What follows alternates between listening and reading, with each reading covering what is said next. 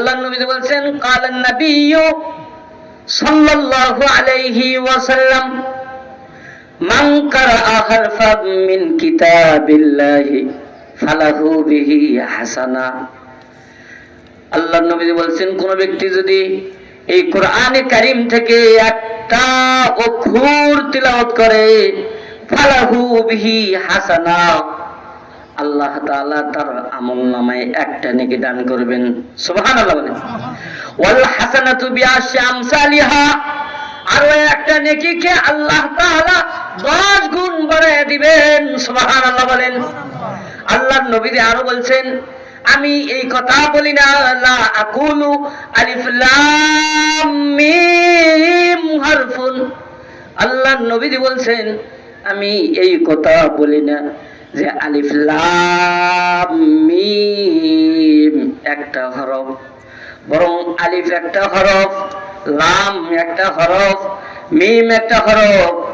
এই সমন্বয়ে কোন ব্যক্তি যদি শুধু আলিফ লাম মিম পড়তে দেরি হবে, তার আমলনামায় কমসে কম 30 নেকি জমা হতে দেরি হবে না। সুবহানাল্লাহ।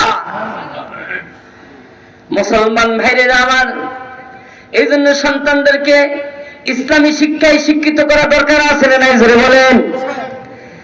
যদি সন্তানদেরকে ইসলামী শিক্ষায় শিক্ষিত না করি, তাহলে কিন্তু মৃত্যুর পরেও ওই সন্তানেরা আমাদেরকে ছাড়বে না। আল্লাহ তাআলার কাঠ গোড়ায় কিন্তু আমাদের নামে বিচার দিবে কিনা বলেন?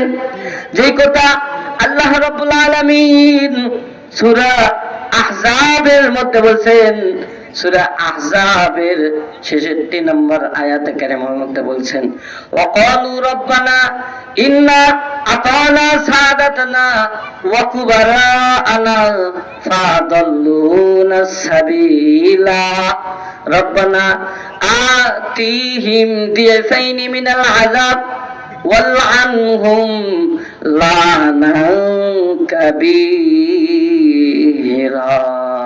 আল্লাহু আকবার বলেন। হাসরের ময়দানে সন্তানকে দিন স্বীকার না করার কারণে কোন সন্তান যদি জাহান্নামে চলে যায়, তাহলে ওই সন্তান আল্লাহ তাআলাকে ডেকে ডেকে বলবে ওয়াকালু রব্বানা ইন্না আতানা সাদাতানা ওয়া কুবারানা ফাদাল্লুনা সাবিলা। সন্তান ডাক দিয়ে বলবে রব্বানা, হে আমাদের রব, আমি আমাদের বড়দের অনুসরণ করছি, আমি আমার বাবার অনুসরণ করছি, আমি আমার নেতার অনুসরণ করছি, তাদের অনুসরণ করে চলছি। তারা আমাকে কখনো কোরআন শিক্ষার উপদেশ দেয় নাই, কখনো নামাজ পড়ার উপদেশ দেয় নাই, কখনো ইসলাম অনুযায়ী চলার মতো উপদেশ দেয় নাই। আজকে যদি তারা উপদেশ দিত, তাহলে আমি জাহান্নামের আগুনে যাইতাম না। সুতরাং যেহেতু তারা দেয় নাই, তাহলে আল্লাহ তোমার কাছে আমার একটা অনুরোধ, তা হলো রব্বানা আতিহিম দিফাইনি মিনাল আযাব, রব্বানা আতিহিম দিফাইনি মিনাল আযাব।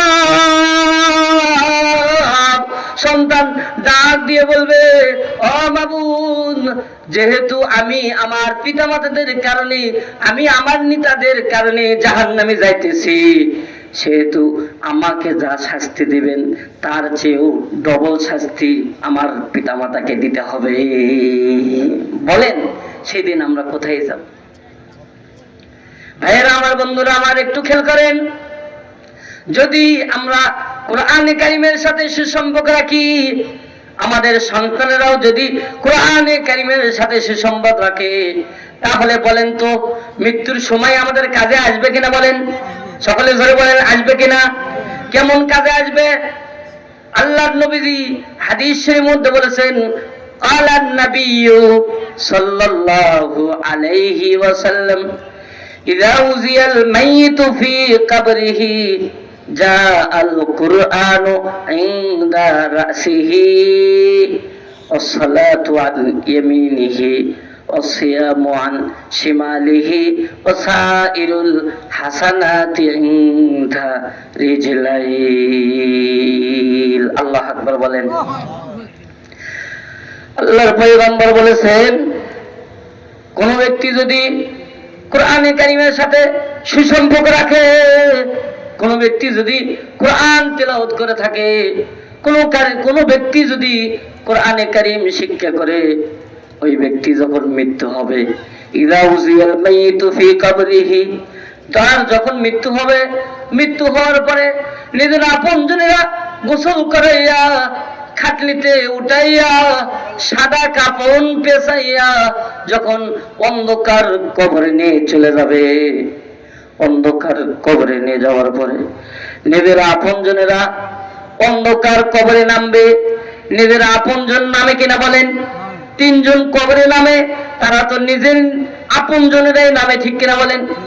ও ভাই, আমাকে আপনাকে যখন আমাদের আপনজনেরা অন্ধকার কবরে নামাইবে, অন্ধকার কবরে নামাইয়া কবর থেকে লাফ দিয়ে উঠবে, লাফ দিয়ে উঠিয়া তারা হুড়া করিয়া সকলকে বলবে, দাও খারাল দাও, খারাল দাও।